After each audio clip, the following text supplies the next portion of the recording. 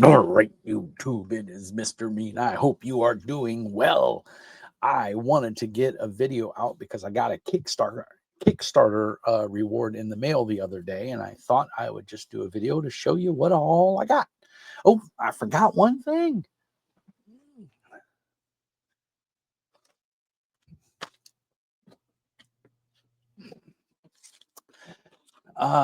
So I backed uh free leagues Coriolis, the Great Dark. This is the core rule book. First and foremost, I'm going to say everyone knows I am not a fan of D6 games. I'm a fan of this one. I have the first edition, which I really enjoyed. I ran it for some friends when I lived back in Texas and thoroughly enjoyed it. In fact, I even have the cards that I guess are really hard to get now. So I backed the Kickstarter. I got the dice. So you get 9 or 12 dice. And there's 3 of the black dice, which I believe are your attribute dice, and then the gray dice are your skill or gear dice, if I remember correctly. Don't quote me on that. It's been a while since I ran this, and they've changed the rules a little bit. So second printing, what's the hubbub? Well, it's cleaned up. The art is literally fantastic. There's a full map in there. The art is full color. There is some black and white art. It is literally amazing. How to describe this game? Dune meets Arabian Nights meets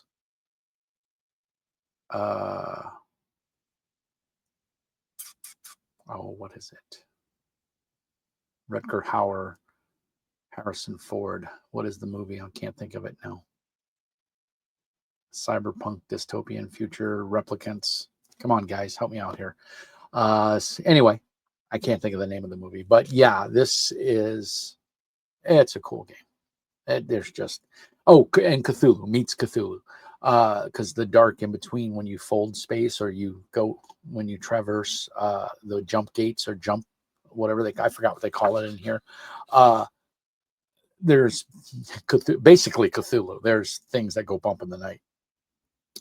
It's very much a very like Dune hierarchy, and that mystique and mysticism is there, but there's also technology's kind of been lost. So very similar to, like, if you're familiar with Warhammer 40K, the robots make things, but the humans don't know how they make it, so they just keep praying and hoping that it works. And anybody who shows any inkling of understanding becomes an engineer. So kind of that same thing. So technology takes on almost a mystical aspect of its workings, and there's stub guns and and bullet throwers and things like that, but it is there's a higher tech weapons and stuff, but they are few and far between and hard to get. So when you get it, you cherish it. It came with the core book, which I said is full color. How many pages? It's by Free League Press. Everybody knows they do great things. I was happy to see all of the blank character sheets in the back of the book. Now they are black and tan, so it's going to chew through a toner cartridge. But you can go on their website and you can download the non color. They don't have page counts on this thing, do they? Oh, they do. So about 305 pages total. There's a couple pages that aren't labeled, like the character sheet and charts and stuff. If you like that sort of setting, that mystical space, monsters in the darkness kind of thing, this is the game for you. They did include a nice 8.5 by 11 piece of art. I think it was just a protector to protect the GM screen, which we'll look at in a minute. And then on the back of that was the art again with telling you what the GM screen is. So this is non-collectible or anything unless you just want the ISBN. But yeah, actually I'll put that up there, and you can scan it, pause it and scan it, and then you can go buy that if you so want. I'm going to throw it away because there's no need to keep that. I just wanted to show you guys it came very well packaged. Free League always does amazing stuff. This has an ISBN on the back of it too. Not sure why, but it's a print. And like I said, it was just there to protect the books and the GM screen. The GM screen and the book both came shrink wrapped separately. So the GM screen is a quad fold GM screen with the iconic art, which I really like.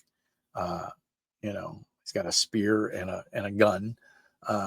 So melee combat. Oh, it's a trifold, excuse me. So it's a threefold GM screen with the Star of Black, the main guy, and then more. So not a very interactive screen on the front, but it is cool art. And then, of course, all the charts. Now, I have not looked at the original GM screen, which I do have, and see how they differ. I do like the layout of this. Combat gives you a flow chart, you know, state your target, state what weapon you are using, if any. If you performing a special attack, say so. The target decides whether or not to block. Do they block? Yes. Make an opposed roll for strength with gear bonuses for weapons. Reduce the number of successes you rolled by the number of defenses the target rolled, or successes the target rolled. If they don't block, you just make a straight strength roll and add your gear bonus, which is the dice. So it's pretty cool. There's delving, supply use, injuries and conditions, actions, range categories, ranged combat, close combat, flow matrix on both. So really well laid out. This is definitely one I want to get to the game table as well. I think it's my kind of game because it's got that mysticism in it where everything is spooky, so to speak. It's a D6 system. You're chucking a couple of dice. I mean, there's one of the cities, Ship City. I mean, it's just absolutely amazing. The game gives you a full background, equipment and vehicles. The art is just like, here's some of the art. I have to hold it at a little bit of an angle so the glare doesn't get you. But yeah, if you're into Arabian Nights in space, tucked in with a little Dune and a little Cthulhu, this is the game for you. You know, alien technology, alien sites. You know, I mean, you can full on. I would dare even to say that you could merge Aliens with this. It's pretty much the same mechanics, if I remember correctly, and it's by the same company. So definitely could make it work.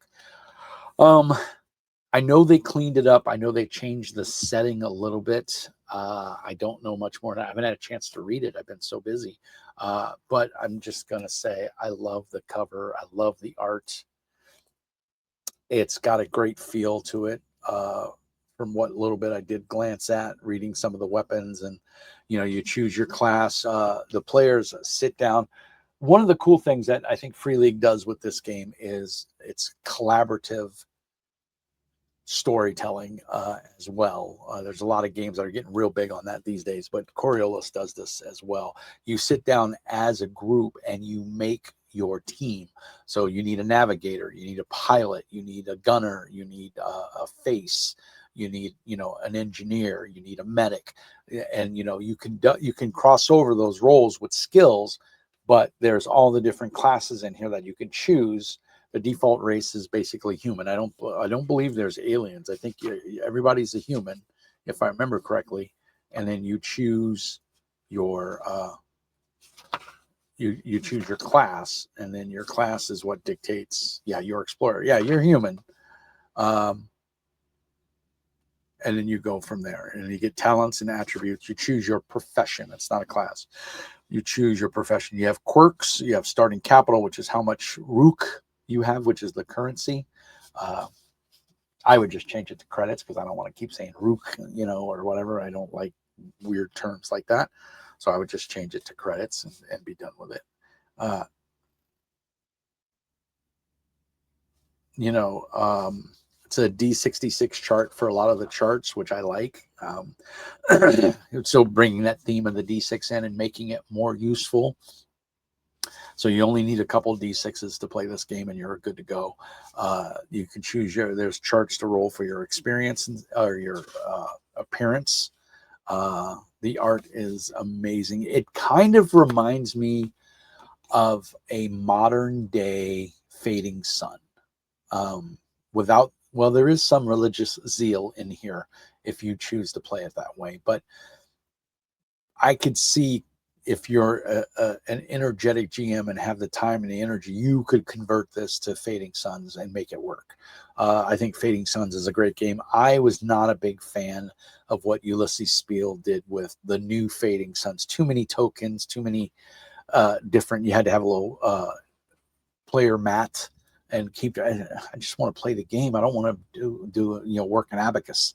So tons of tokens in that game, but the book is beautiful. Fading Suns, the new version of Fading Suns is gorgeous. Go check out a couple of live plays. You'll see what I'm talking about with the tokens and stuff. But Coriolis, the Great Dark, beautiful game. Very happy to have it in my collection. Will I ever get it to the table? I don't know. I don't think so, but I'm happy to have both editions in my collection. And I just wanted to do a quick video showing you what you get if you buy it. I think it's worth your money. If you're looking for a new space opera game that you want a completely different take on the genre, this is a good one.